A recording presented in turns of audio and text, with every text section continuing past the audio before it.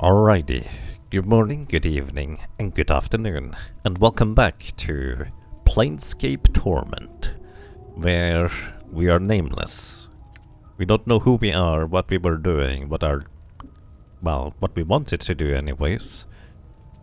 We woke up in a mortuary, surrounded by zombie workers, and the strange case of us being not dead. Despite of how we look, we are not a zombie. We have Mort here, a skull floating around. Somehow technically dead, but also not dead. It's kinda weird. In fact, there is something that I noticed just earlier. There are beasts described here. PC and NPC, player cactus and non-player cactus. And let's take a look at these real quick.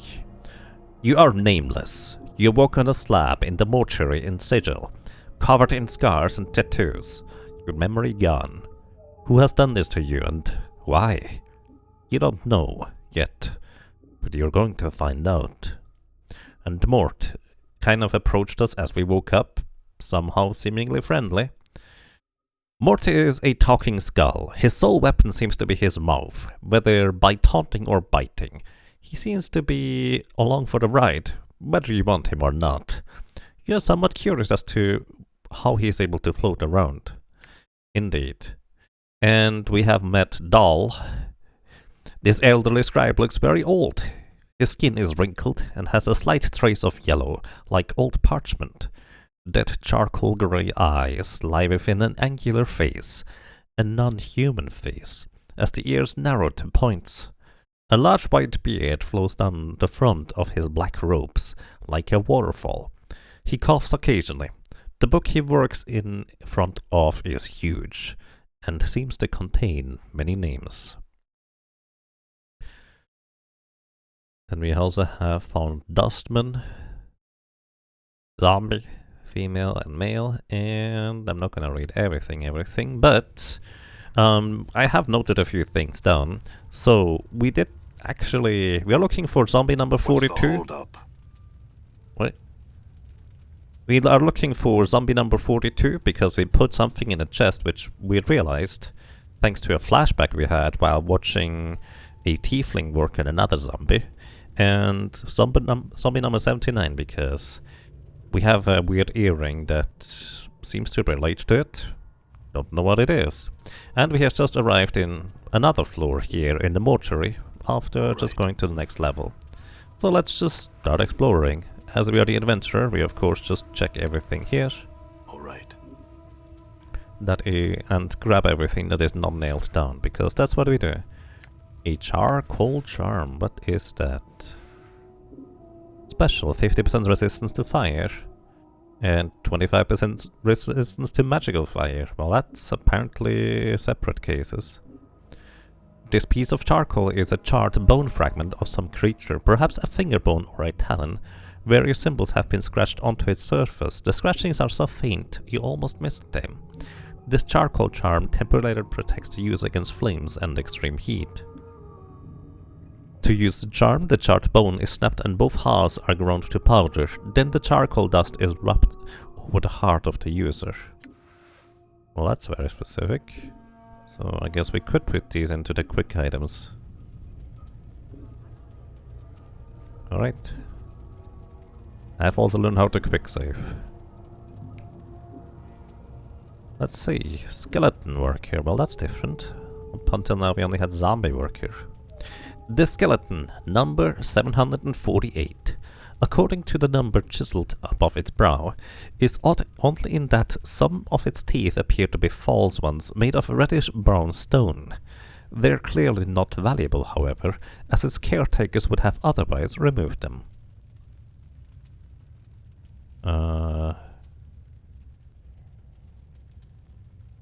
Examine the skeleton carefully, don't expect it to respond, although earlier a zombie did respond because apparently somebody was kind of sneaking in here. Someone has taken care to bind the bones of this skeleton with leather straps woven around the body in such a pattern that they resemble muscle and tendons. The straps are secured to metal bolts punched into the skeleton's joints. The skeleton looks like it has seen a great deal of service. Many of its bones are chipped, and its numerous fractures are bound with sealant and foul-smelling glues. Try and pry the skeleton's joint bolts? Sure, it might just fall apart. Actually, no, let's not do this. I don't want to make a ruckus among the greybeards here.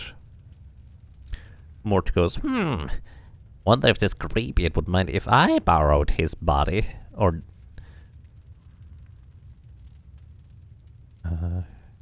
Greybeard?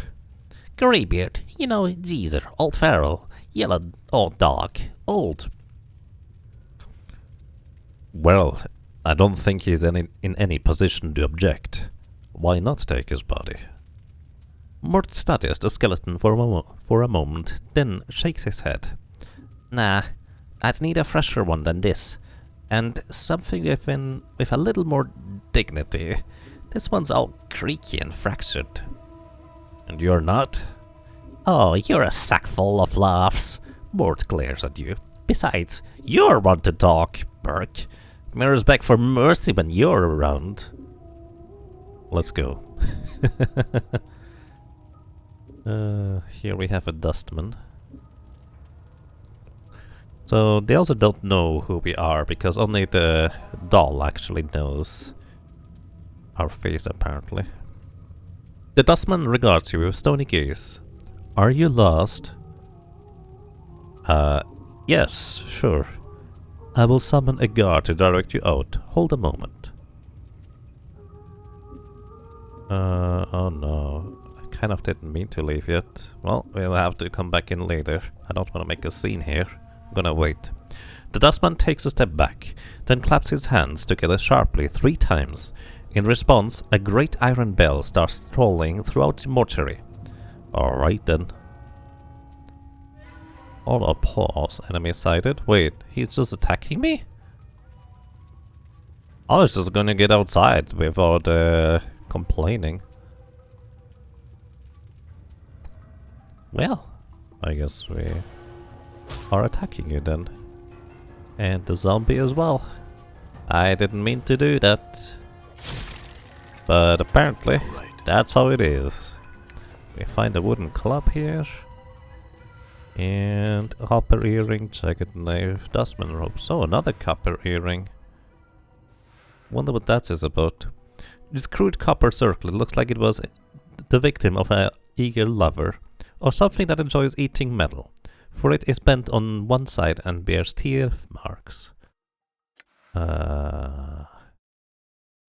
Okay. A jagged knife, 1, 2, 3 flashing damage, slashing. Etched proficiency required. Wooden club, 1, 2, 6 crushing damage.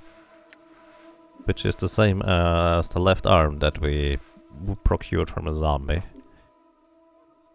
I do kind of prefer the 2 to 4 damage, although don't know how good that is as a weapon overall.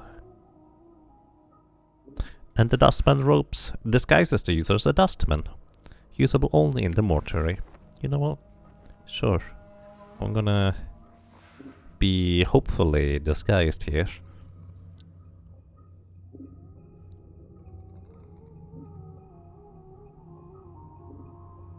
Should be a button on the lower interface that makes looting easier.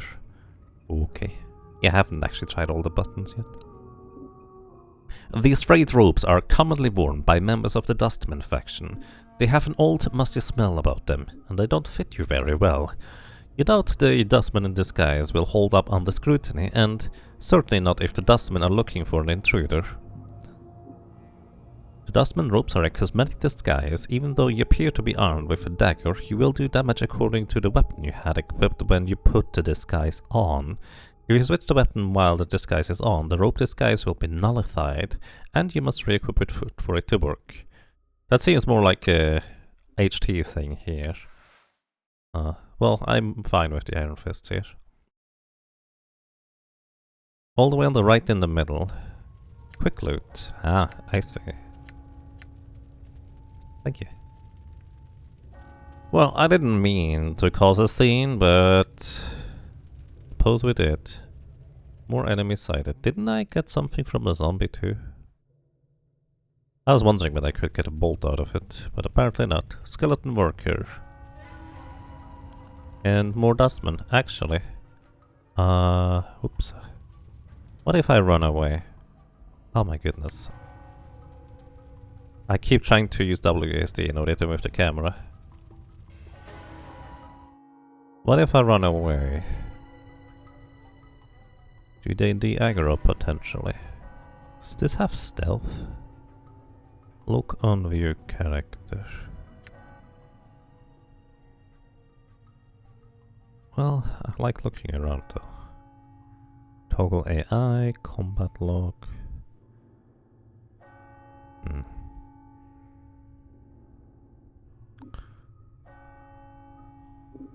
You're not a thief, you don't have stealth, yeah. I was just wondering. In Baldur's Gate, you specifically needed to be a thief in order to stealth.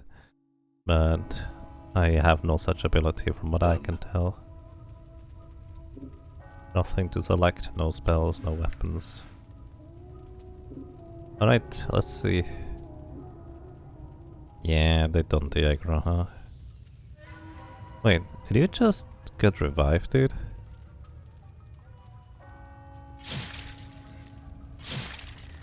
Well, Mort decided to just knock this guy out. Damn it. Alright, a bronze ring, a jagged knife, more dustman ropes. Or maybe Mort needs some ropes as well. Highly doubt he can equip them, but you know, might as well try. Mort, where are you? Yeah, you can't equip anything like that. Maybe another set of ropes is gonna be useful later. A bronze ring. It might have doubled as someone's nose ring in the past. Well, maybe we can sell it. So, if I just go back down again and back up again, does this guy respawn? It's hard to equip things without a body, indeed. Done.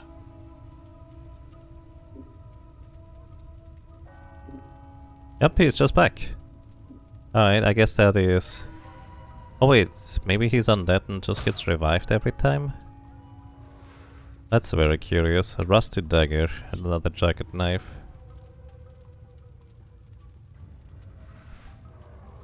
Oh, let's see how this is going to go. I really didn't want to fight everybody.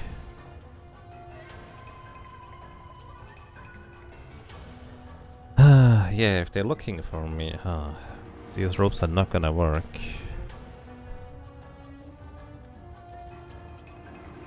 Maybe I should reload the save. Yeah, I was just thinking the same. Because this is gonna be pretty awkward to try and continue. So... Right. Let's see. Examine the scale. Alright, let's actually try and pry the skeleton's joint bolts out. Whoa, Chief, that's vandalism. Those bolts are probably the only thing holding that bag of bones together. Necromancy only goes so far with these old fellas, you know?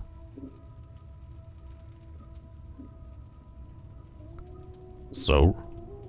Oh, it's not a problem. Mort does a strange bobbing motion that you think might be a shrug. Just wasn't sure if you knew that or not. By all means, go ahead. Never mind, maybe some other time. Alright, and then there's the same dialogue here again. So, we probably shouldn't talk to Dustman then. Yeah, I'm more of a talker, less of a fighter. No, I'm not lost. I had some questions. If you're not lost, what is your business here?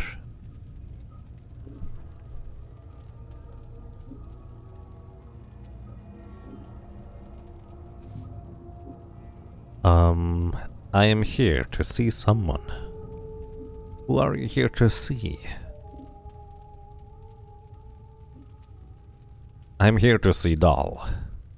Dahl is most likely in the receiving room on the second floor. He is quite busy and not the best of health. Unless you have pressing business, I would not disturb him. Very well. Thanks for the information. The dustman nods and returns to his dusties. Or to his duties. What are you still doing here? Well, maybe we can find some ropes. And while they are not aggro, we might be able to, you know, put them on. Needle and thread. Junk. Why would I pick up junk? No idea. But I can. Despite this corpse's dry leather skin, it's clear this was once a beautiful woman of middle years. Whoever prepared the corpse seemed to take pity on her, sewing her bow lips shut with small, neat stitches and tattooing the number 832 upon her forehead in elegant script. Alright.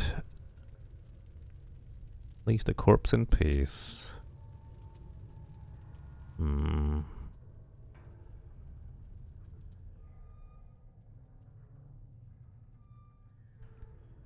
Maybe we find some dustman ropes over here, or information before we talk to more of them.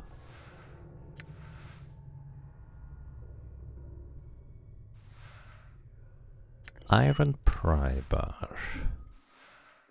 1 through 6 crushing damage, usable only by fighters and thieves.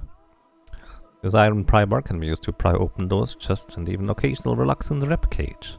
It also makes a good bludgeoning weapon when there's no time for subtlety. To use the pry bar to force a locked door or chest, select as a weapon, then attack the container. Right. Yeah, I really don't need this thing anymore. Alright, we have a pry bar, so we might be able to open up some containers that are locked, like this one. The zombies probably don't care. The corpse's meaty head was clearly severed at some point and hastily sewn back on. Several different sets of stitching, all in various states of unraveling, seem to indicate that the head is constantly being knocked back off and reattached during the course of its work. A number 79 has been cut into its temple, circumscribed by a fanged circle that appears to have been branded on its forehead. Oh, that is the dude with the familiar earring. Examine the fanged circle. The fanged circle looks like it was branded on the corpse's forehead long ago, presumably before it died. It might be a religious icon of some sort, or a rite of passage. You notice that one of the recesses between the fangs has a small triangle within it, as if it has some special significance. Oh, I see, he already does the thing. I wonder if the space between the fangs match the grooves on this copper earring I have. Updated my journal. The corpse makes no reply. It looks like it is too far gone to answer any of your questions. Leave it in peace? Wait.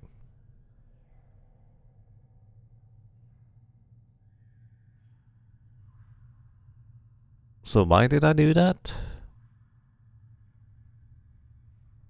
Seen anything interesting going on? The corpse continues to stare at you.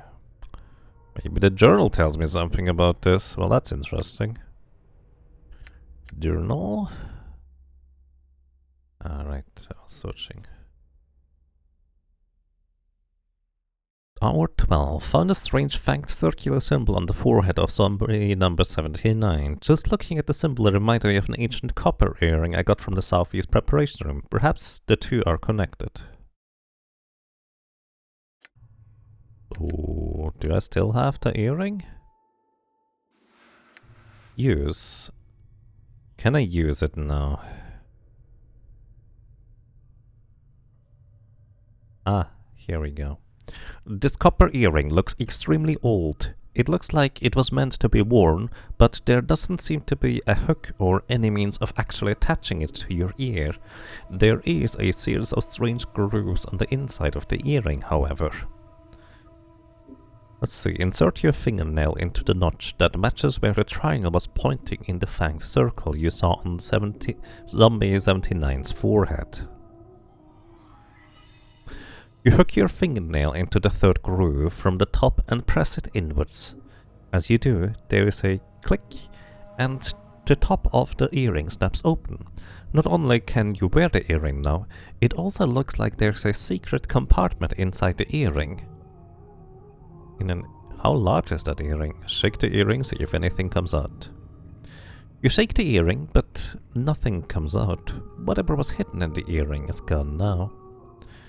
Note, discovering the latch to the earring will now allow you to wear it. In addition, the secret compartment may make the earring more valuable to a merchant.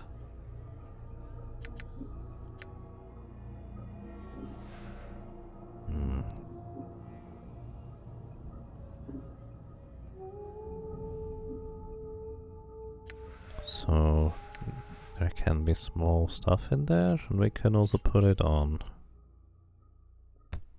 Doesn't seem to do anything special, but interesting to say the least. Fascinating. Alright, that marks that off of my to-do list.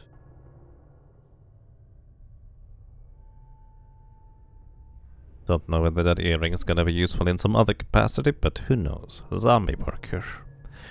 This looks to be the corpse of a well-aged, even ancient woman. Aside from the embalming fluid stink, the stitches sealing her mouth and the number 679 stitched onto her right cheek, it's likely she looks only slightly different now than she did in her final years.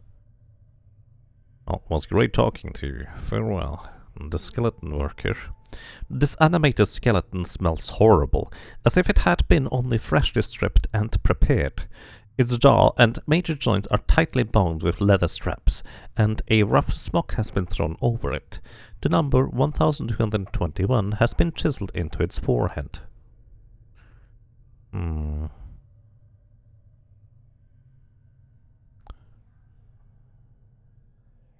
smock? What does that mean? Why the smock? Alright, let's examine the skeleton carefully. Someone has taken care to bind the bones of the skeleton with leather straps woven around the body in such a pattern that they resemble muscles and tendons.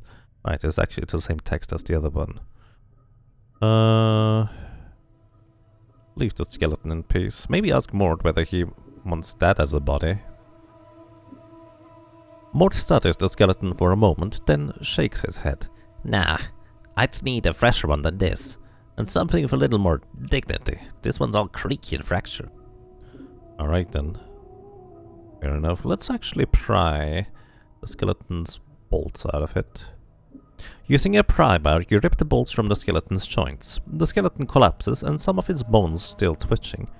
Sorry about that, bones. Alright. And it's just a wooden club here. I was kind of curious whether we get some bolts. How we get leather straps? This is a leather strap used to bind the skeleton worker's bones together. Although the strap is frayed along the edges, it still looks pretty strong. Okay, we did in fact get something. I mean, at this point I'm just kind of intruding anyways. Do whatever I can. Alright, so this one was locked. Yeah, this container is locked, so let's open it with a pry bar. So we have 33 copper coins and cloth charms. What are those? Heals 9 hit points and 5% to slashing attacks and 10% to resistance to piercing attacks, presumably. Oh, that's when you equip them, isn't it? Interesting.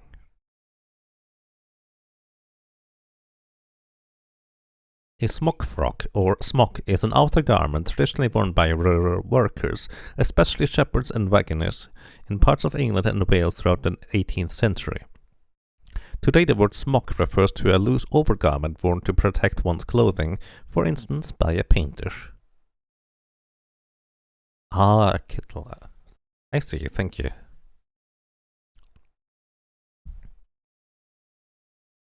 Alright, this glistening blood drop is as hard and smooth as a pearl. When placed on the tongue, it dissolves instantly and spreads throughout the user's bloodstream. The charm stimulates the user's blood into clotting and scabbing the existing wounds, healing any minor damage the user may have suffered before consuming the charm.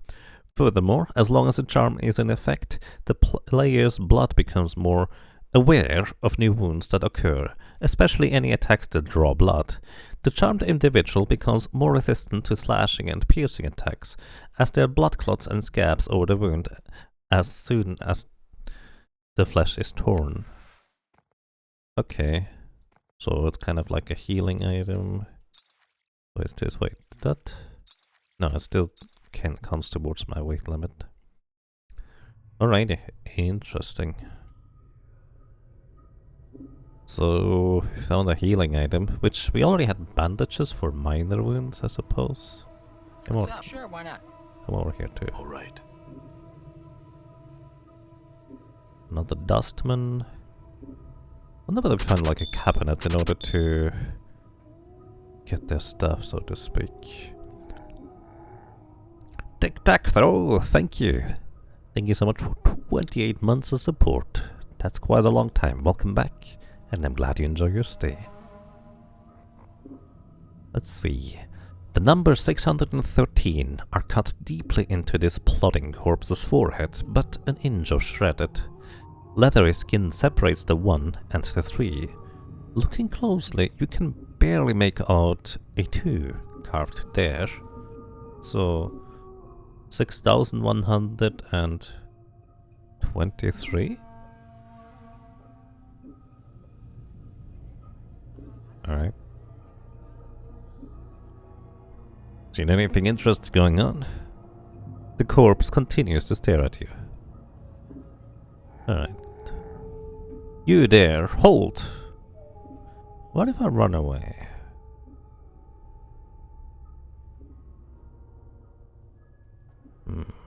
I don't really have any kerfuffle with the dustmen currently.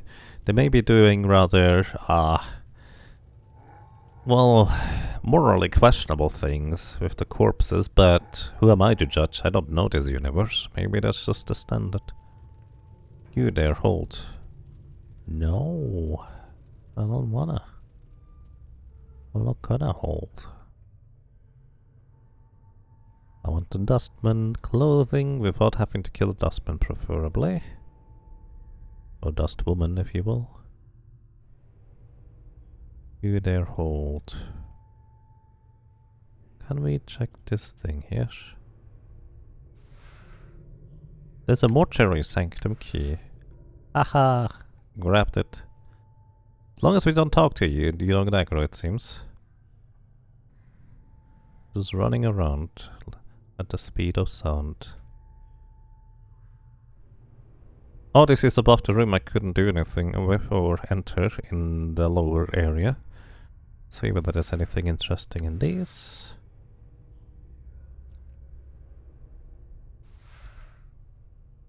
Hammer. Alright. See whether the hammer has any additional use. 1 through 6 crushing damage. Seems to be kind of a standard weapon for the most part. Yep, here we are. Wait, no, we're not. Oh, I didn't see there was another way to go actually over here. Done. I kinda missed that part earlier. We can't even go down or up. I was kinda curious that we were going down first. I did get a key. Does this work here? It does. How convenient. Now I can go here. There's something on the floor. Somebody lose anything?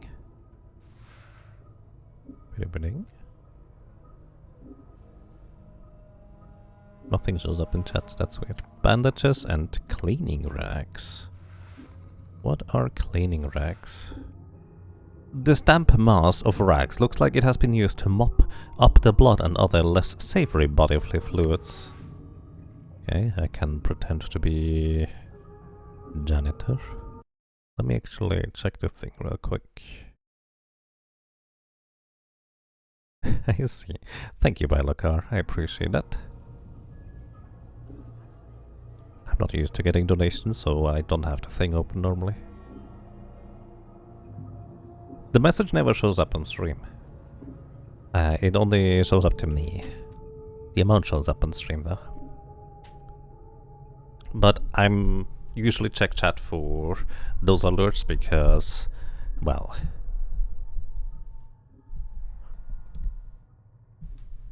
normally I don't get donations. But yeah, thank you. Alright, let's see. Bloodstains and another zombie in here. More bloodstains. What are you doing, good sir? The especially ghastly looking female corpse is missing its ears, nose and lips. In order to sew her jaw closed, whoever prepared her had to draw the skin especially tight around her mouth. You can still see a line of crooked yellow teeth through the open slit that remains. The number 891 has been carved into the flesh of her brow. Alright, interesting. So, there's a place to go up over here. Or down, actually. You have the thing, the key probably now to go downstairs, huh? Let's see whether we find maybe something more downstairs.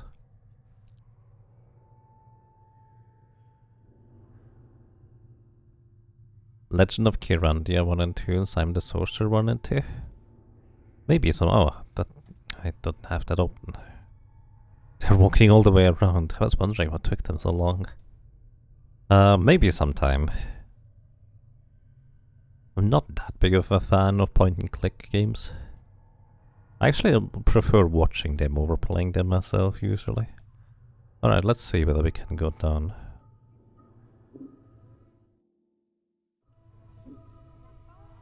Mortuary, first floor. Zombie workers. This doddering corpse has its eyes sewn shut as well as its mouth, and the number 732 is carved into its brow. The threadwork that keeps its ocular cavity sealed looks extremely old. You wonder if the eyes were sewn shut before or after the man's death. You notice he's carrying a huge tome in his hand, as if taking it somewhere. Well, take the tome from his hands, carefully. You carefully take the tome from the corpse's hands. It doesn't seem to notice. The tome appears to be a book of enchantments and wards. It is filled with diagrams and charts detailing various aspects of the necromantic arts. The book itself is extremely heavy. As awkward as the zombie is, it must be extremely strong. Alright. Summon the corpse again. Sorry about taking that book from you, it just looked too interesting to pass up. The corpse continues to stare at you. Well, this thing weighs 5 pounds apparently, of bone and ash. This worn leather tome lists diagrams and charts detailing several minor wards and enchantments. There are numerous drawings of skeletons, bones, and the manner by which they may be preserved over time. Of particular interest is the section regarding guardians, apparently. The dustmen animate corpses of fallen giants to serve as guardians for the mortuary. To make them even deadlier, armoring enchantments are woven into their breastplates to help shield them from attacks. The book is much too complex for you to absorb all at once, but it looks like as if you could refer to a certain sections when the need arises. Okay, so I guess we're gonna keep that around.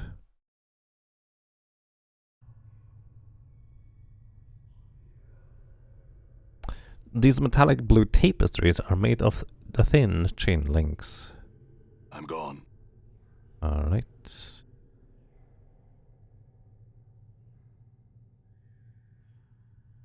Another rusty blood-covered slab.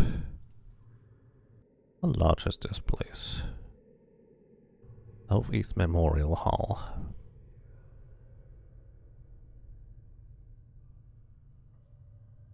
Let's see. You see a male corpse with the number 331 chiseled into his skull. His eyes and lips are stitched closed. There is a gaping hole torn in his throat. He smells foul. So, seen anything interesting going on? The corpse stares ahead silently with its sightless eyes. Very well then. Just in case they respond. One of them did. This is a heavy barred gate of rusted steel. Okay, they approach me. No, I'm not lost, I have some questions. I'm here to see someone, I'm here to see Dahl. Very well, thanks for the information. Alright, so... this mostly seems to work as an excuse, probably only once.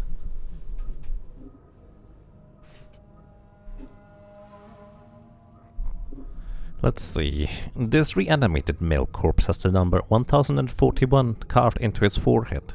Despite its taut, desiccated flesh, it is apparent... despite its taut, desiccated flesh, it is apparent that its features once had a rather exotic cast to them. The zombie's lips have been stitched closed, most likely to prevent it from moaning incessantly, and it smells strongly of formaldehyde. Okay, we don't talk to this zombie in the presence of the other dude. Heavy metal pipes run from the floor into the wall, and there's an odd symbol in this plaque. It looks like a screaming skull with sharp blades protruding from the sides. Does it though? Alright, that takes a bit of imagination, I guess.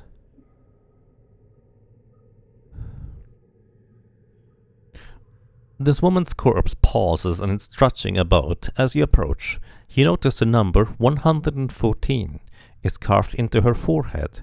Her mouth has been sewn shut, but the threading is slowly coming loose and faint moans issue from between her lips. Alright, leave this corpse alone. Another rusty blood-covered slab. And this appears to be all we can do over here. No, there's a pathway over here. What are you still doing here? I'm just looking around, dude. What's that stuff? Hard to make out.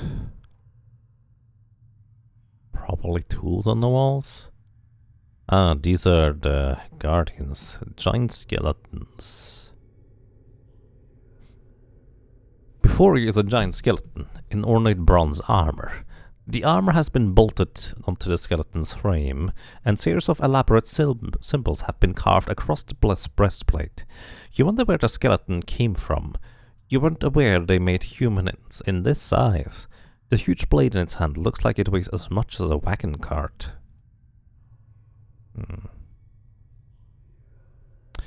Let's see, examine this giant skeleton carefully. The skeleton's intricate bronze armor is riveted onto its ribcage and shoulders blades with a series of iron bolts. As you study the frame behind the armor, you notice the same iron bolts are set into the skeleton's shoulder, elbow, pelvic and knee joints. A mass of thick leather cords and heavy knotted ropes run along the length of the skeleton's arms and legs, woven in such a pattern that they resemble muscles and tendons.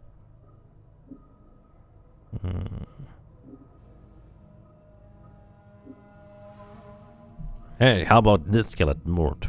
Will this do as a body? Mort grins. Is that a yes or? Oh, sorry. Mort floats up to the head of the skeleton, stares at it, then floats back down, studying the armor and the blade as he descends.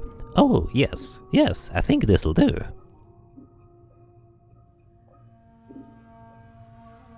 Alright then, give me a second to pry the head off of this thing. I don't think this is gonna work. As you're about to do so, you suddenly stop. Your eyes are drawn to the skeleton's armor. Something about the symbols engraved on its breastplate makes you pause. If these skeletons are guardians, then disturbing them may awaken them. Let's examine this giant skeleton carefully. Still the same.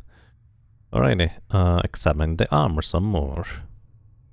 Despite the armor's obvious age, it looks well cared for. It shines brightly and the symbols engraved on the breastplate seem to flow in the firelight, shifting slightly whenever you try to focus on them. Let's study the symbols. Almost unconsciously, you let your gaze relax as you look at the symbols. After a moment, the symbols cease shifting and resolve into a trail of runes that run up and down the breastplate.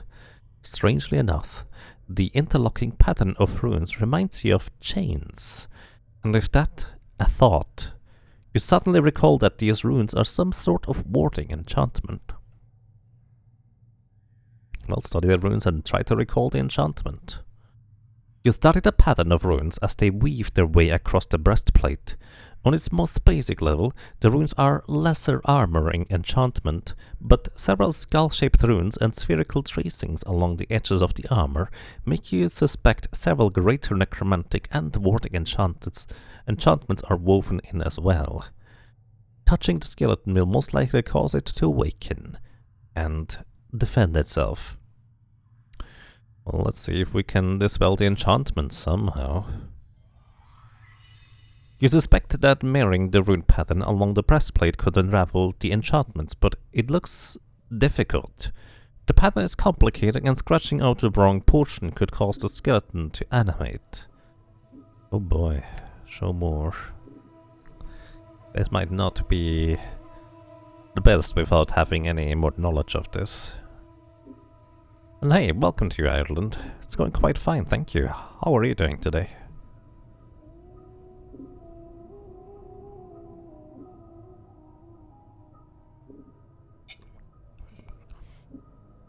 Alrighty, apparently we have the Tome of Bone and Ash that might be helpful here.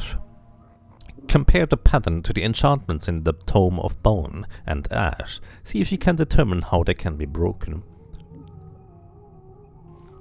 From what you can make out from the tome, it seems the armoring enchantment applies only to the breastplate. The necromantic enchantment allows the skeletons to be erased, but it is the warding enchantment that gives the skeleton its limited awareness of its surroundings. You'd guess that if you were to mar the skeleton's wards, it would interpret it as an attack, unless you blinded it to your presence first. So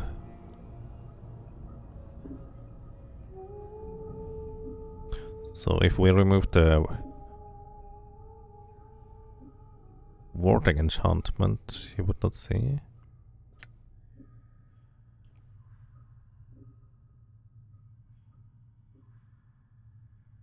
Oh, this might be a bad choice.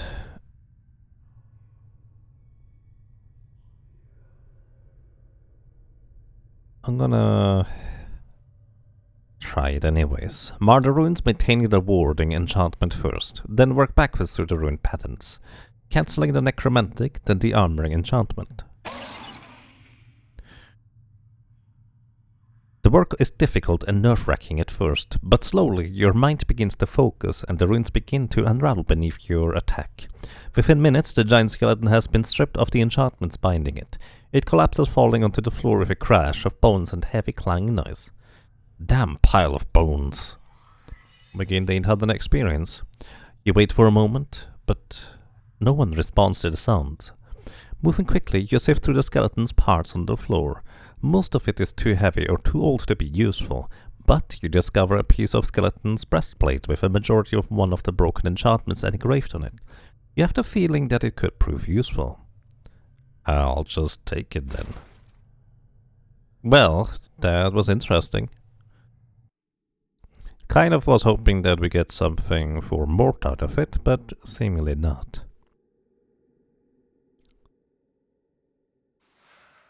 Rune of Lesser Warding. Invokes armor. Teaches user to cast armor. Level 1 wizard.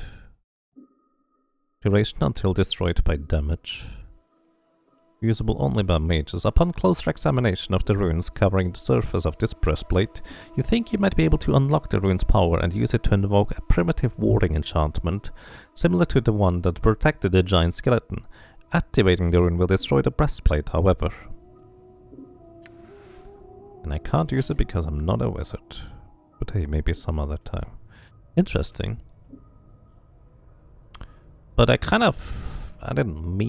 wanted to have more to body, but then again, I barely know him. Maybe that's not the best idea to give him one anyways. Crescent Hatchet. 2 to 7 slashing damage, usable by fighters only. It's a better weapon than what I had. but my weight capacity is gonna be up soon. It's a heavy scroll. Yeah, it's 5. Soon I will have to outsource things to some other buddy. That's in Mort, I suppose. More giant skeletons. More mud. Alrighty, more of these metallic strips. Is this where I came from? Yeah, that's where I came from. This plaque on this pier, or beer, is blank. This looks like the large tomb. The marble surface gives it a rather elegant look. Alright. Like, I would imagine I can do this for the other skeletons too, but why would I? I don't technically have any problems with the dustman. Dustman guards. Oh, I still would like to have a disguise first. Suego? You have a name. You see a tired-looking man in a black robe. His narrow face is extremely pale, and it doesn't look as if he has been sleeping. His shoulders are slumped, and the flesh sags loosely beneath his bloodshot eyes. He looks so lost in thought, he doesn't even notice you. Greetings. Updated my journal. Greetings. The man turns to face you and makes a slight bow. You suddenly notice that his eyes aren't bloodshot so much as they have a red tinge to them. I am Suego. How may I... He suddenly seems to notice your scars, and the corner of his mouth twitches. I'm sorry, Sarah. Are you lost?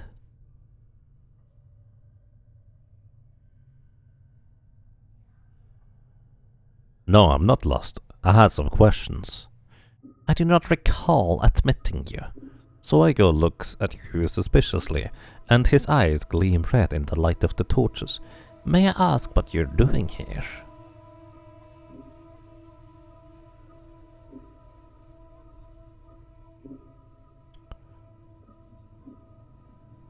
I'm here to see someone.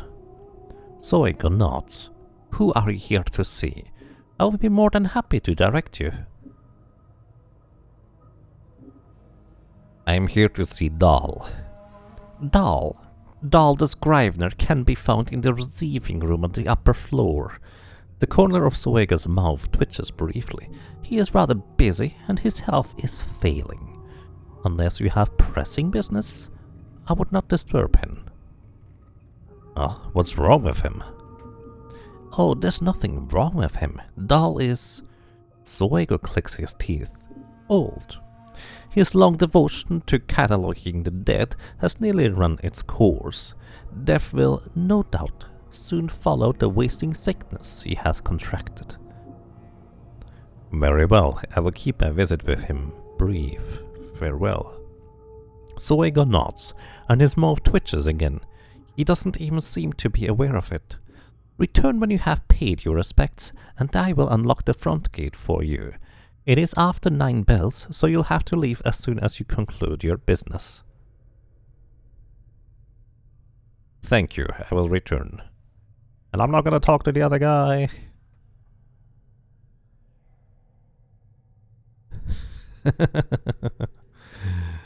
Oh dear. I think I lost him. The plaque on this beer says, "Here lies Dayanara." This looks like a large tomb. The marble surface gives it a rather elegant look. Dayanara, you say? Alright.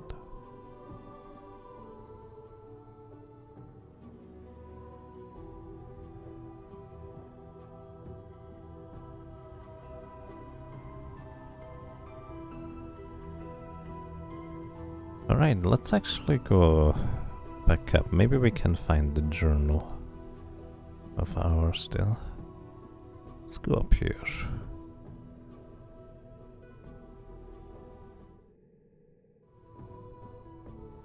Ah, that's where this goes. Fair enough. Oh, we know what Dahl is, and apparently visiting Dahl is not such an strange occurrence that, or, well, somebody, I guess, that they would immediately suspect us of anything. No spoilers, please, by the way. At least not story spoilers. You can give me mechanical advice and such, that would be okay, just as a heads up. Done.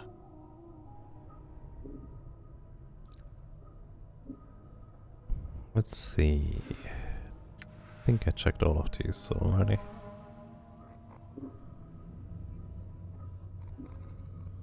It's a zombie worker, you have a different skin. The number 1146 is carved into the forehead of this walking corpse. Its lips are sewn together with coarse black thread. The entire body is covered in horrible scars, worse even than your own, as if its owner had been burned to death. Its nose, ears, and several digits are missing, presumably charred away in some long-ago conflagration. As you block its path to get its attention, it stops and gazes at you with vacant eyes. So, seen anything interesting going on? The corpse continues to stare at you. As expected, skeleton worker. The skeleton has either seen a great deal of combat or has been fallen down one too many staircases. Both his arms and legs have been broken and rebuilt with the aid of leather straps and thin iron rods. The front of its skull bears the number 863, but the back of the skull has caved in, forming an empty cavity. You notice that someone has taken advantage of this and tucked a rolled up piece of parchment inside the skull. Well, let's take out the parchment out of the skulls. You slip the parchment out of the worker's skull.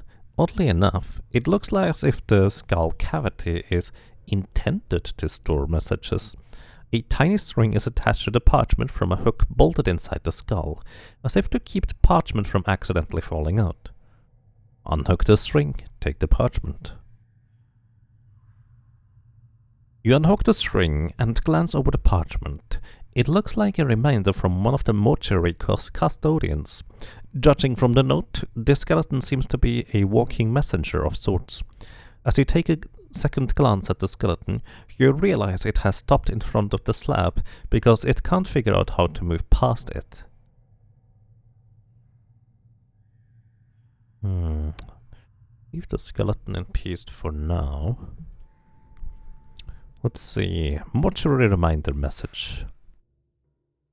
This rolled up piece of parchment appears to be some sort of message the skeleton in the mortuary was supposed to deliver. This is the third and last request to the for the prior. If it has been misplaced, tell me, and I shall go to the hive market and purchase another. I have no objection to maintaining the contracted workers, but I've been trying to repair the skeletons, and the bolts are wedged in so tight I can't get them out. Also, some of the locks on the storage cabinets on the third floor have become stuck again due to the heat, and I need the pry bar to snap them open as well. If the pry bar is indeed lost, I will see about procuring the services of a locksmith and having the cabinet locks replaced. Your aid in this matter would be appreciated. An unreadable signature has been scrawled beneath this message. Somebody wants a pry bar. And the skeleton is trying to move towards that somebody with the pry bar. Let's see whether we can move the skeleton, like, to the side.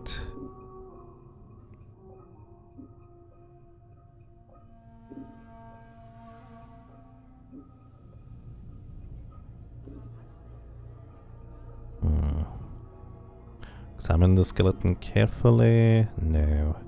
I wanted to see whether we can, like, move it around the thing, so to see as to who it was supposed to deliver the message to.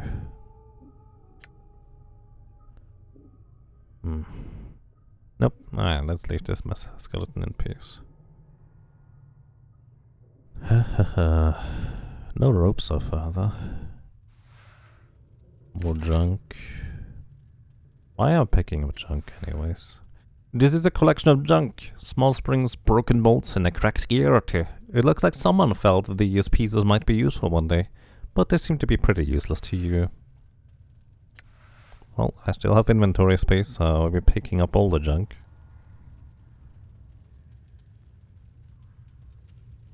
This mummified corpse looks like it's bound for the crematorium.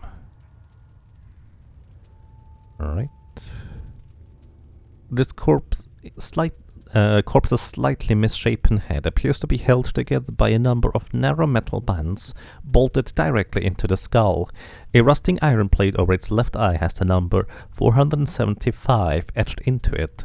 Its mouth is bolted shut, and it reeks of embalming fluid.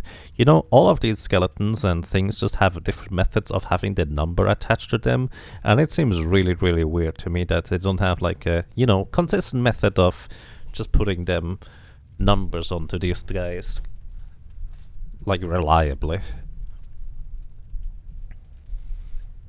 Seen anything interesting? Nope, just continues to stare at me. Alright, there's another dustman right there. Don't want to talk to you. Not yet. Alright, let's just do the same thing. I'm here to see someone. I'm here to see Dal. Thanks for the information and walk away. Grab the needle and thread. They don't even seem to notice. Question mark? Oh, is that the... The air roaring from the mouth of this immense furnace is incredibly hot. Walking with a few steps past the archway would certainly cause your hair and flesh to be burst into flames. Oh, that's the incinerator. Jeez. That looks fascinating. Let's see what we find in here. More bandages. This container is locked, but not for long. Forced it. Open.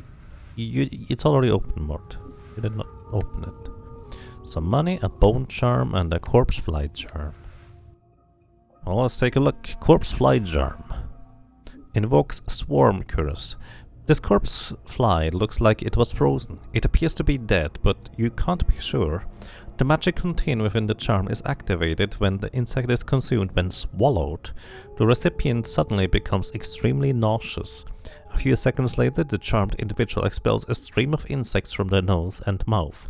Provided the charmed individual can keep their wits about them after the caster can send this cloud to attack the target. Oh dear. That does not sound pleasant. Bone charm.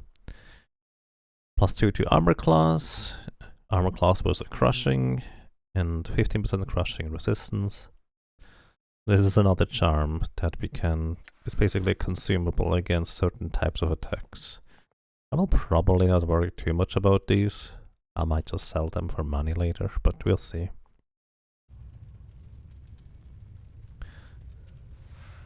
Okay, more blood clots.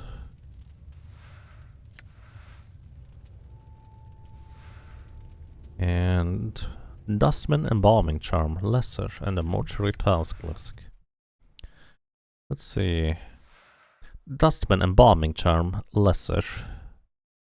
Usable only on the Nameless one and Mort. This strange metal bracelet has directions inscribed on the sides of it.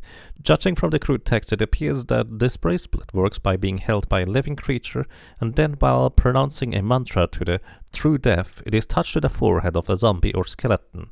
When this is done, the minor enchantment held within the item spreads through the corpse, strengthening their bones, killing traces of corpse and rot and or grave mold, and helping to seal minor tears in the skin. When cast, the target gains 2 to 8 temporary hit points and a bonus AC of +1 for a half hour. So basically another charm type thing. Suppose we don't have to keep this here. Give this over to Mortier. Actually, you can have the junk as well. The iron spike.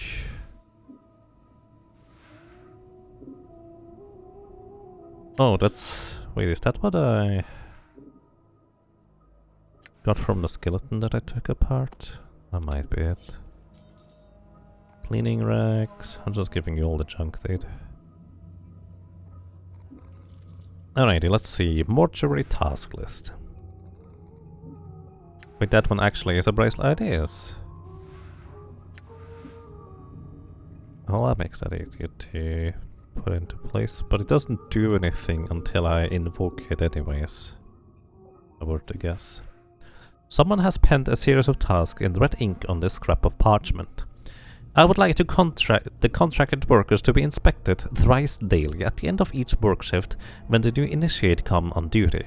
We have experienced too many contracted collapses while engaged in heavy labor as of late, and I fear the embalming enchantments initially used on the corpses may be decaying or may have been warped somehow. If the contracted workers could be inspected every 8 hours and raised if they have collapsed, then this would prevent the backlog of shells in all preparation rooms and free up more contracted workers for their duties. I do not wish collapsed bodies to be disposed of when possible. The original contracted shells are to be raised and be made to resume their duties. I have included spare embalming charms within the shelves for the initiates on duty. They are to be used only when the shells cannot be repaired with stitching, bandages, or applications of embalming fluid. Okay.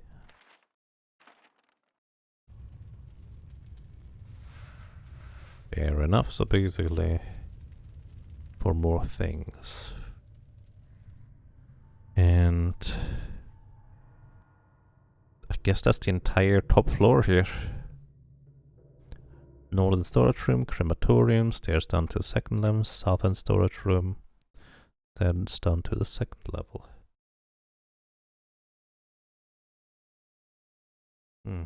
We haven't found zombie number 42 though. Wonder what that might be. Did I miss it? Show walkable? Oh, that's neat. I can add notes even if I want to. That's very neat. I like that system. Well, I guess let's go back downstairs. I might have missed something. Can't talk to the dustman until I have a robe or something of that equivalent. Then again, we could kill the dustman in order to get the robes, but I kinda don't wanna do that if I can avoid it. Let's see. Want a hint on worker 42? Mainly if I missed it and just kind of walked by without noticing that I didn't talk to it, then you can tell me. But other than that, no.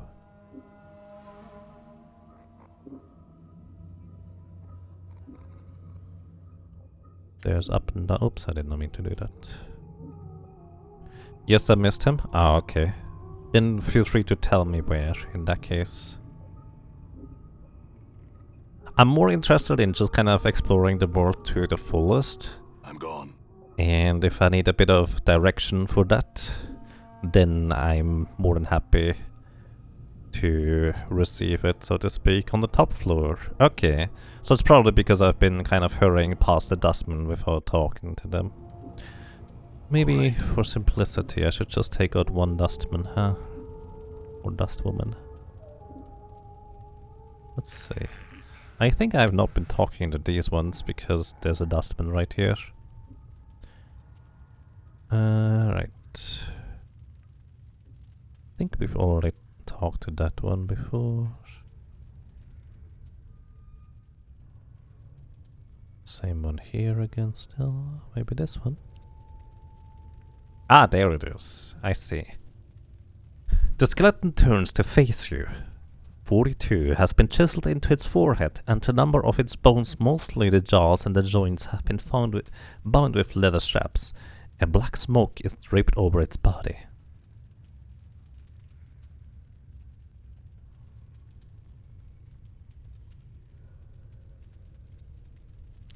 I think this is the corpse I had that memory about. At the sound of your voice, the skeleton suddenly straightens up. It crosses its arms over its chest and its fingers hook into its ribcage. Cross the arms over your chest. In response, the skeleton drops its arms to its sides. The leather cords securing the skeleton's torso snap, and the ribcage folds outwards like a pair of double doors. Reach into the ribcage and feel around. To your surprise, your hand vanishes as you reach inside the ribcage. You have the strange feeling it's somewhere else. As you reach inside the ribcage, your hand bumps against an invisible object. It's about the size of her fist, and it seems to be attached to the skeleton's spine. Take the item out. As you pull the item out, the skeleton suddenly disintegrates, and the iron bolts securing its joints clatter to the floor. Whatever this item was, it seems to have been the only thing holding it together. Examining the item, it looks like an unremarkable lump of iron. You can't imagine why someone would hide it inside the rib of a cage of a skeleton. Well, let's examine it. As you place both your hands on the lump of iron to examine it, there is a hiss, and the metal evaporates, leaving behind a strange dagger, a handful of coins wrapped in the dirty cloth, and 2 bloody teardrops. It looks like they were inside the lump of iron. Take the items and leave. And it had a wooden club behind it. So more blood clot charms, it looks like. Some rags. This thick mass of rags looks like if they were torn from a tapestry or someone's robes. Okay. And green steel knife. This razor-sharp knife has been forged out of the famed Batorian green steel, found only in the westlands of Avernus. This peculiar green ore can be tempered into metal much lighter than normal steel. In addition, green steel weapons tend to retain their remarkably fine edges and are capable of dealing out more damage than their standard counterparts. So, I have a knife.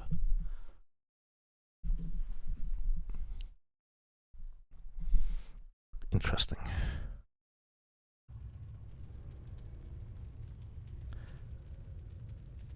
Yeah. Alright, so... handful of coins, which was like 100. Yeah, it's interesting that previous me appears to have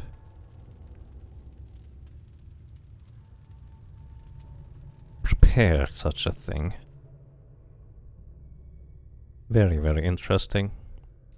Alright, but beyond that, I don't feel like there's anything else to do in here. Maybe let's see whether we can talk to this not zombie worker.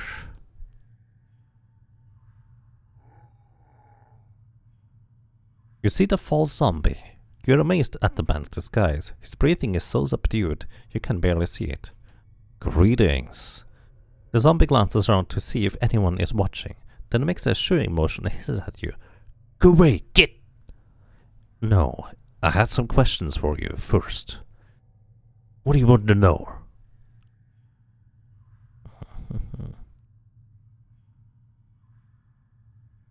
I'm missing a journal. Have you seen it? Don't know. Some Berg peel you? Okay, he does not know.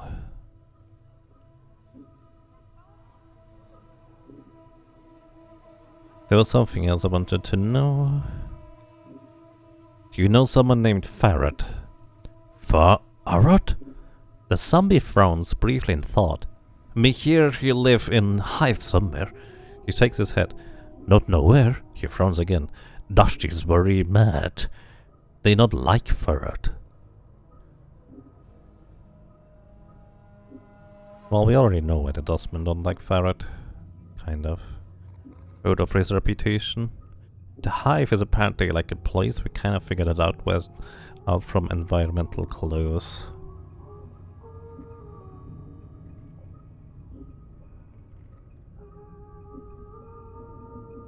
How do I get that look like that?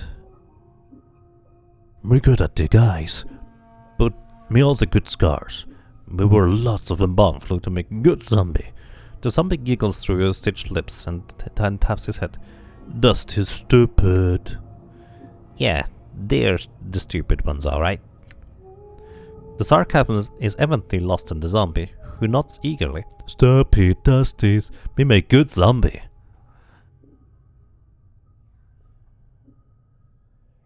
That disguise is pretty good. Can you disguise me as a zombie? He looks you up and down for a few moments, mumbling to himself, and then nods. Me did a jar of embalming fluid, points at the scars on your chest, and some needles and thread. Alright, here we go. The zombie takes the items from you and then sets to work. Try to hold still. I can't believe you're going through with this. How barmy are you? Pretty barmy, I suppose. I have no idea what that word means. In 500 experience. The zombie liberally applies the embalming fluids to your body, then stitches up several of your scars, working from your feet upwards. He stitches up your scars, then finishes off the disguise by stitching up your lips. Thanks. Can't you make the stitches on his lips any tighter? The zombie holds up his hand. Careful. Dogs pull stitches out. Ruin disguise. Zombie no talk. You got no talk? Talk slow. Careful. Take heed that no one expects zombies to talk. If you speak to someone as a zombie, you run the risk of exposing your disguise. I understand. Updated my journal. Alright, I'm a zombie now. The zombie frowns. Disguise won't last long. Embalming fluids dry up, stitches fall out. He shrugs. Probably not last long outside Mortuary. Earned no running. You run, ruin the whole disguise. Not again. I feel stronger. I leveled up from becoming a zombie. Sure. And we are slowly walking now. Barbie means crazy. Oh my goodness, that movement speed though. Apparently Mort, nobody notices Mort. Alright, suppose that's probably another way of going outside.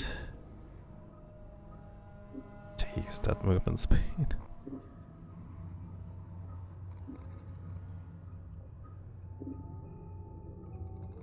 Hey, Mort is already undead. Right. Nobody thinks that's strange for some reason. Except me. Mortuary, first floor. Well, aside from maybe grabbing some more stuff from the big skeleton things. That's about it, I guess. Kinda curious what that weirdo is doing in here though. Also, we do have a level up. From what I can tell. How do I level up? Statistics. Here we level up. Saving throws have been improved. Fighting skills have improved. 1 characteristics points gained, whatever that is. No thief skills, saving throws, etc. Should I not level up or something? I see, we look like a zombie. Oh, that's what the characteristic points is. You recommend for 23 wisdom from level ups. Oh, we can go beyond 18 now. Alright, sure. Why not? I accept your advice and I will go for it. Oh my goodness, dude. Why are you such a perfect zombie?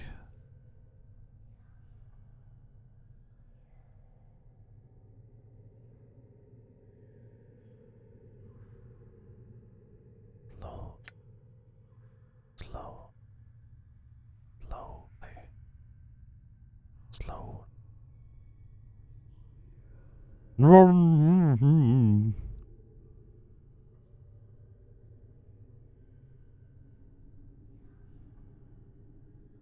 Kind of curious what happens if you talk to somebody anyways.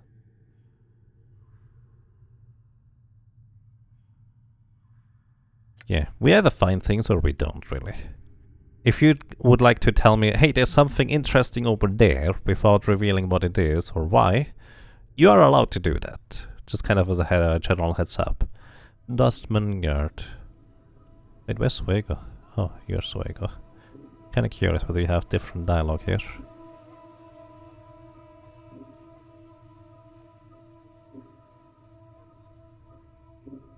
As you approach Suego, Suego sniffs the air and looks up.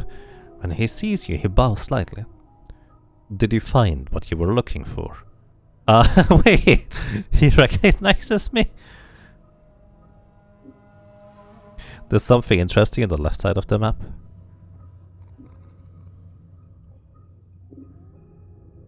Yes, I'm heading for the gate now. Farewell. Rip this guys, apparently. I'm making good zombie.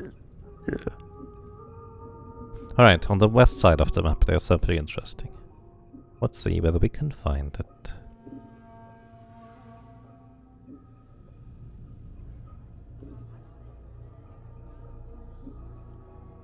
Let's save once in a while. Hard save, if you will. Before he is gonna complain that I'm actually not going to head for the gate. Because I assume this is the gate. Yeah, probably.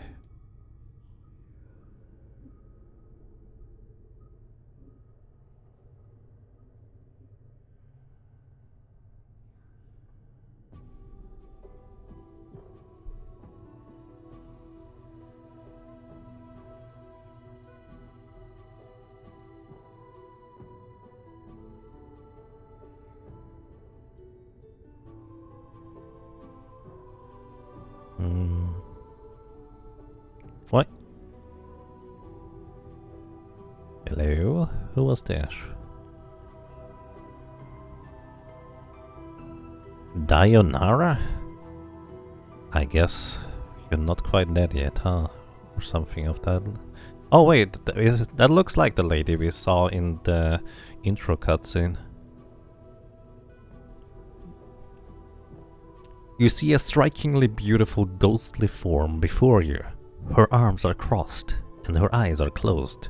She has long, flowing hair, and her gown seems stirred by some ethereal breeze. As you watch, she stirs slightly and her eyes flicker. Wait. You! What is it that brings you here? Have you come to see firsthand the misery you have wrought? Perhaps in death I still hold some shred of use for you, my love. Whoa. Her eyes slowly open, and she blinks in confusion for a moment, as if uncertain where she is. She looks around slowly, then sees you. Her tranquil face suddenly twists into a snarl. And that's what she said.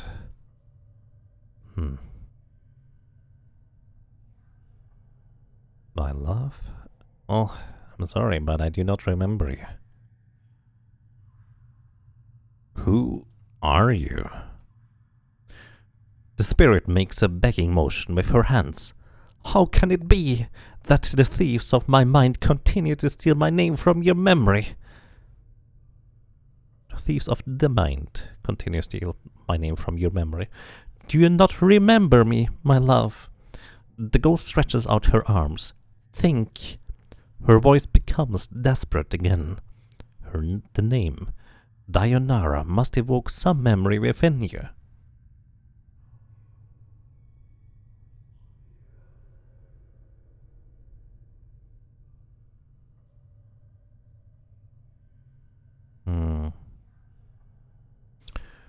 The name doesn't tell me anything, but I can confidently choose number 3 because we've seen her in the cutscene, which is presumably some form of flashback for the nameless one. So, I think I feel the stirrings of memory. Tell me more. Perhaps your words shall chase the shadows from my mind, Dionara. Oh, at last the fates show mercy! Even death cannot chase me from your mind, my love. Do you not see? Your memory shall return. Tell me, how I can help you, and I shall. Do you know who I am? You are one both blessed and cursed, my love, and you are one who is never far from my thoughts and heart. Blessed and cursed? What do you mean? The nature of your curse should be apparent, my love. Look at you. She points at you. Death rejects you. Your memories have abandoned you. Do you not pause and wonder why? No spoilers, please.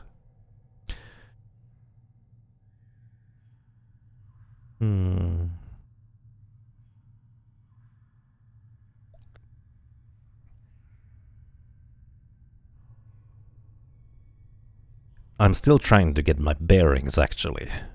What else can you tell me about myself? I know that we once claimed you loved me, and that you would love me until death claimed us both. I believed that, never knowing the truth of who you were and what you were. And what am I? I cannot. She suddenly freezes, and she speaks slowly, carefully, as if her voice frightens her. The truth is this. You are one who dies many deaths. These deaths have given the knowing of all things mortal, and in your hand lies the spark of life and death. Those that die near you carry a trace of themselves that you can bring forth.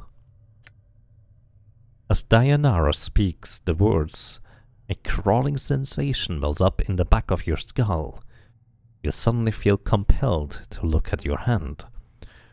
As you lift it up and look at it, you can see the blood coursing sluggishly through your arm, pouring into your muscles, and in turn giving strength to your bones. What? Updated my journal. And you know Dayanara is right. You suddenly remember how to coax the dimmest spark of life from a body and bring it forth. The thought both horrifies you and intrigues you. Note, you have remembered how to raise others from the dead. To access this ability, select Special Abilities buttons in the quick menu. You can only use this on party members that have died in your presence.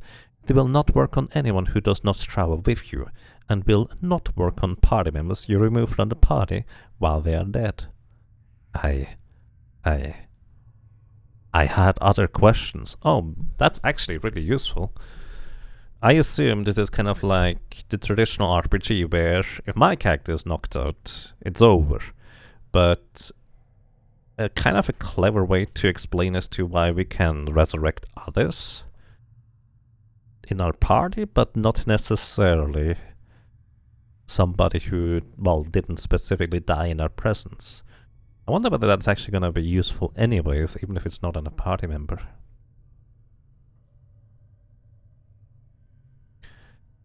Alrighty, I had other questions. What is it you wish to know? Can you tell me where I am? Where are you? Why, you are here with me, my love. As in the times when life was something both of us shared, now it is the eternal boundary that separates us. The eternal boundary? Dayanara sounds saddened. It is a barrier, I fear you shall never cross, my love. It is the barrier between your life and what remains of mine. I see. Let's see. I know how to escape. I'm gonna ask anyways, who are you? Alright, she still says the same. Right, it's just kind of is what they are. Alrighty. I shall return. Farewell. Hold a moment. I learned much when I traveled with you, my love. And what you have lost, I have retained. I have not divulged all that I know to you. My sight is clear, whilst you fumble in the darkness for a spark of thought.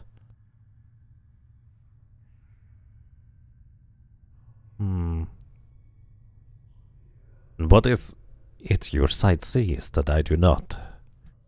Time itself relaxes its hold, as the chill of oblivion slowly claims us, my love. Glimpses of things yet to come swarm across my vision. I see you, my love. I see you as you are now, and... Dayanara grows quiet. What is it? What do you see? I see what lies ahead of you, for you. It ripples through the plains, stemming outward from this point. Shall I speak of what I see? Yeah, tell me. First, I require a promise. Promise you will return, that you will find some means to save me, or join me. Oof.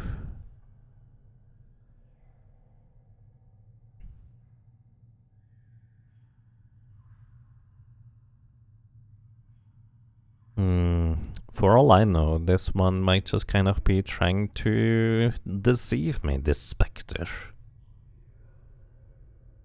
Like, she has spoken truthfully and I did remember things. But can I trust those memories? Who knows? And I mean, if you think about it this way, why is there a tomb here? Inside the mortuary, where everybody else seems to be either cremated or put to work in some other respect. Why does she specifically get something else here? Did we arrange that in our, previous consciousness in some capacity? In that case, she must have died outside of our presence when we were not there, otherwise we would have brought her back to life. Or maybe she is the child of a noble, and that's just kind of what the contract says she deserves. I mean, she does look, elegant enough. Just by the way, these are not questions for chat to answer, I'm just voicing my thoughts here. So...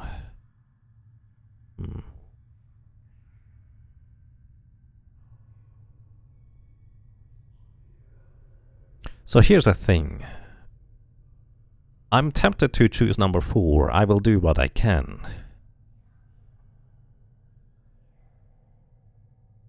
But I think that's too weak.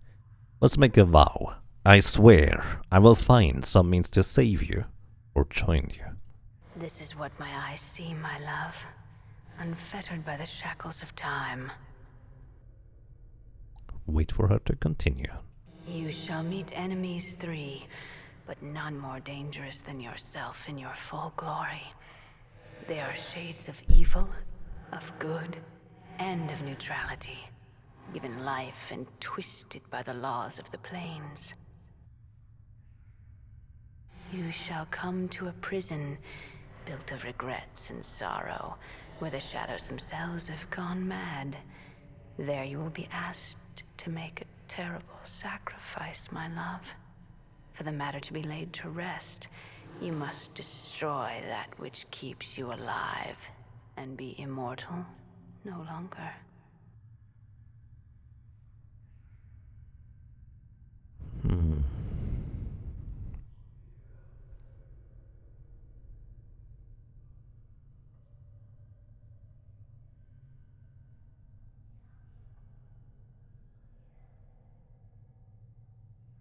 I mean, if she sees that, and I will actually go down that route, if you think about it. Do I even get the opportunity to, fulfill my vow? Well, I guess I might fulfill my vow by saving her beforehand. So, I suppose we can still try. Again, no story spoilers, please. Just thinking. Hello, and welcome everybody. Destroy what keeps me alive. I know that you must die, while you still can. The circle must come to a close, my love. You were not meant for this life. You must find that which was taken from you and travel beyond, into the lands of the dead. Alright, die while I still can. Updated my journal. I do not doubt your ability to rise from the dead. I do believe that every incarnation weakens your thoughts and memories. You claim you have lost your memory. Perhaps it is a side effect of countless deaths. If so, what more will you lose in successive deaths? If you lose your mind, you will not even know enough to realize that you cannot die. You shall truly be doomed. countless deaths. How long has this been going on? I do not truly know, except that it has gone on for long enough. Alright, farewell, Dionara. I shall wait for you in death's halls, my love. She smiles, but there is only sadness in it. She closes her eyes, and with an ethereal whisper, she fades. Ah, you back with me, Chief? You kinda drifted out on me there. Nah, I'm fine. Do you know who that spirit was? Yeah, spirit? That spectre I was talking to, the woman. You were rattling your bone box with some woman? Where? Morty looks around, excited. What did she look like? She was right on top of the beer. Didn't you see her? No. You just kind of drifted out for a bit there. Just there, statue-like. I was a little worried you'd gone adult on me again. Again? No, I'm fine. I think. Let's move on. Looks like my skills have increased. Interesting.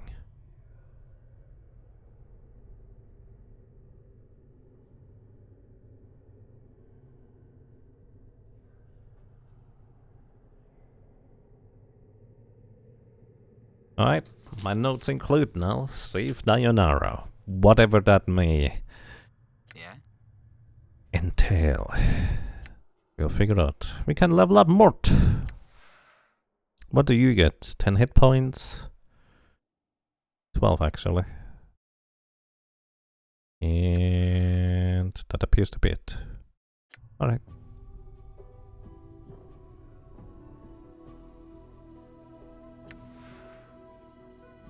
Okay.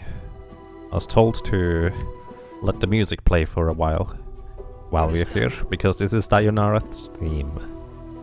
And she's still here. Kind of.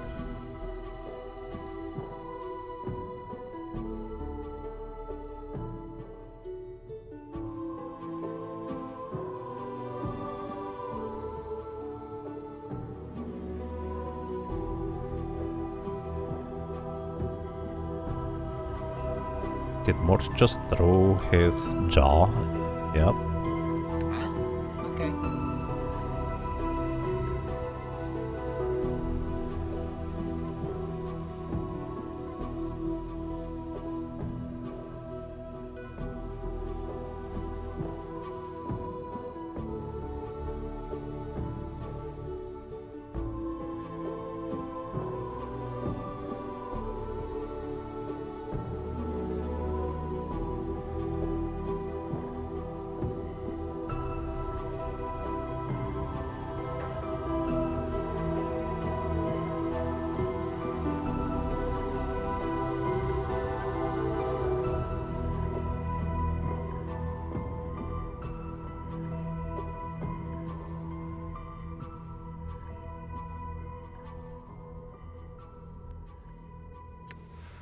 Really good music, I agree. Right, toning it down again so it doesn't overpower. Right. Until later, Dionara. I will return.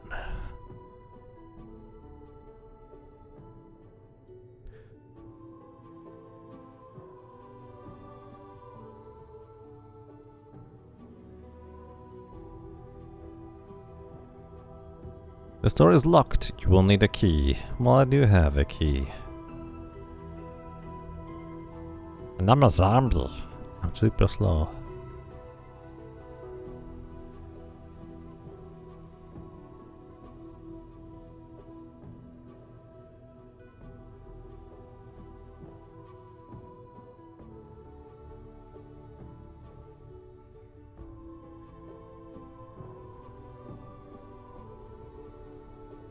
Did I ask her everything I could? For now, it seems like it. Door is locked, you will need a key. Alright. So I go. And I assume I will come back here at some point.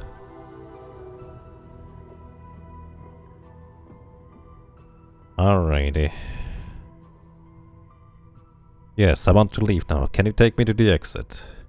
Soigo nods, and the corner of his mouth twitches. Why? Of course, of course. Let me open the front gate for you. Alright.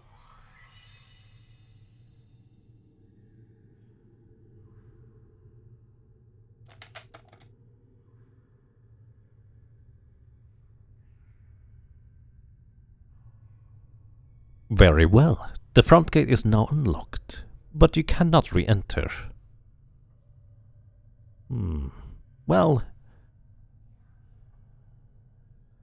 can I eventually re-enter?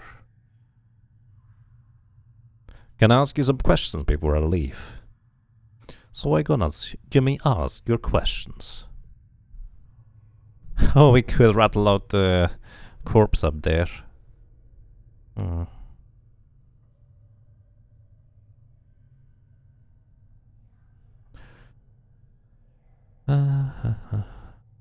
If I may ask, are you alright? You look tired. Soega manages a weak smile, and the corner of his mouth twitches slightly. I have recently taken ill. Minor fevers. Nothing more. Sometimes they make sleep difficult. Anything I could do? Soego shakes his head. No, no. Thank you for your concern. I will endure. He frowns slightly. Was there something else you wanted? Maybe there's some more questions. Let's see. I'm missing a journal. Have you seen one? A journal? Soiga seems confused. No, I have not seen one. Well, do you know a man named Farad? Farad? Of course I know him. He frowns and his eyes gleam red. A ghoulish man. No respect for the dead, and even less for the living. He's a scavenger. A collector. A collector? Collectors make their living gathering corpses and bringing them here to the mortuary. We then make sure the bodies receive a proper burial.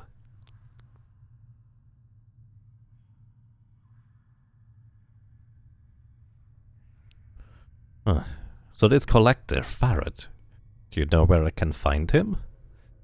I know he resides in the Hive, the slums outside the mortuary, but I do not know exactly where. Some of the other collectors may know, if they'll talk to you. Alright, thanks for the information. Farewell.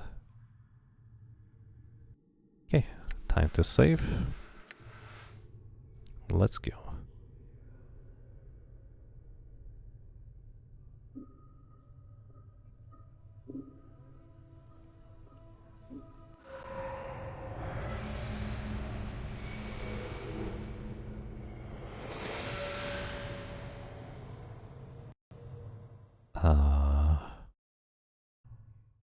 Okay. Sigil.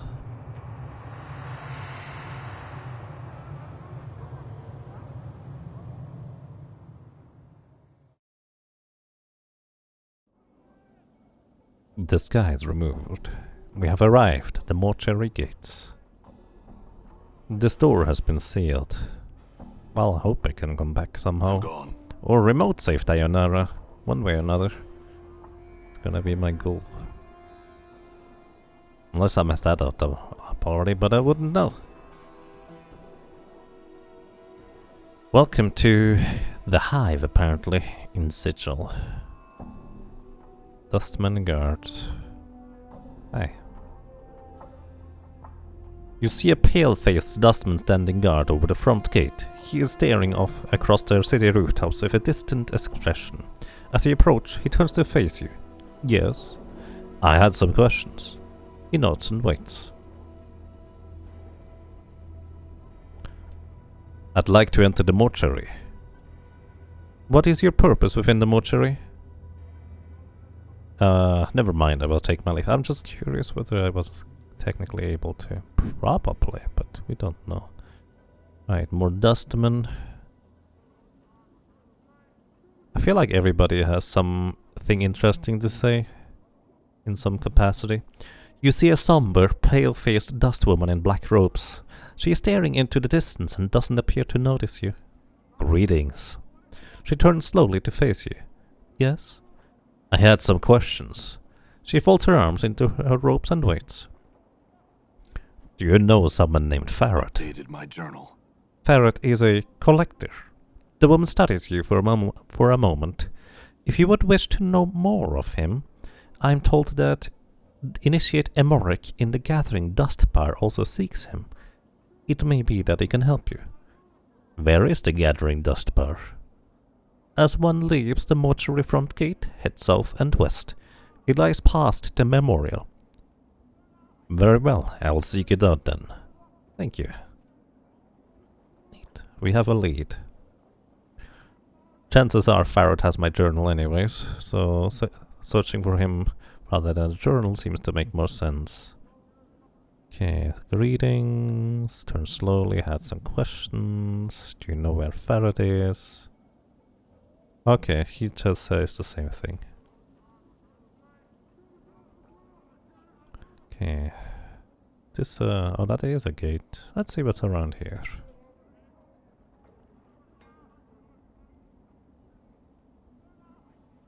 Recommendation: quick save before talking to any harlots and exploring your option. What is a harlot? If that is something in game that I figure out in game, then don't worry about answering.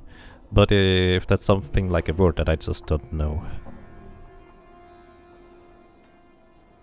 Let's see. Vines with black leaves. The stems look extremely sharp. Alright. Here we are, Pox. Who's Pox? Hello. This cowled figure is hunched by the mortuary gate. His face is obscured by the shadows of his hood. I'm going to wait with reading because there's a plane flying low here.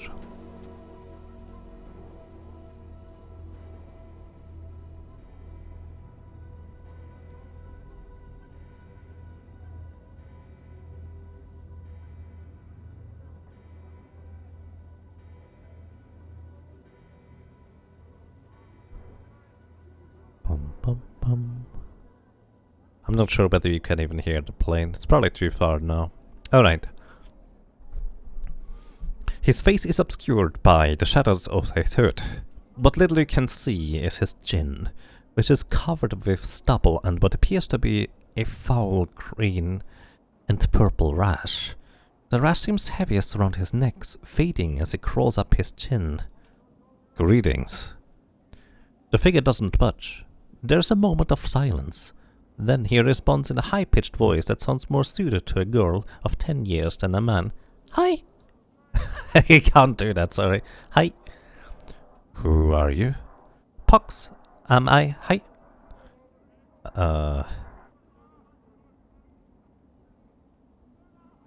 Do you know someone named Farrett? Hi! Farrett. Collector. Big name has weight. Cast long shadow. It does hi. Do you know where I can find him? Hi, in the hive here. Yes, somewheres. Hi. Can you be more specific? Hi, somewheres in the hive. He is Farrett's hide. He does. Very hard to finding he is. Not worth finding he is. Not worth finding? What do you mean? Hi. Many hates him. Other collectors even. Sharegrave hates him. Not like Farrett at all. Hi. Sharegrave. Hi. Sharegrave, big name, carry weight, cast long shadow. He does. Tell Pox what to do. He does. Would your boss, this Sharegrave, know where Farrett is? Updated my journal. Hi. Sharegrave knows Darks. He does. No Farrett a hiding. He does. Sharegrave in Rackpicker Square. Many blocks west of here. Hi. Sharegrave that Pox send you. Tell him Sharegrave become copper with Pox. He will. Hi. Rackpicker Square west of here. Alright. I go look for the Sharegrave there then. And the plane is continuing to come over here. True death awaits! I guess they're kind of preaching. A high thug. Do you fight me if I approach you? Darbus. He's knocking on the wall with a hammer. You do not look friendly. Bind the sender. You know what? This looks like a pretty big chapter to begin, to say the least. We have two leads. One is that Sharegrave guy, who may know where Farad is, or another Dusty, who appears to try and look for him as well. And there is a variety of people. So, we have left the mortuary, everybody, and I think this may be a good place to stop for now, because there's a lot of text, and I do want to play this game in relatively short bursts. So I don't lose interest, but also I don't lose my voice in the middle of reading. Welcome to the real game, indeed. So yeah, everybody, thank you so much for watching, thank you for listening and for lurking. I hope you enjoyed your stay, I hope you enjoyed being around, and hopefully until next time. Take care, and have a good night.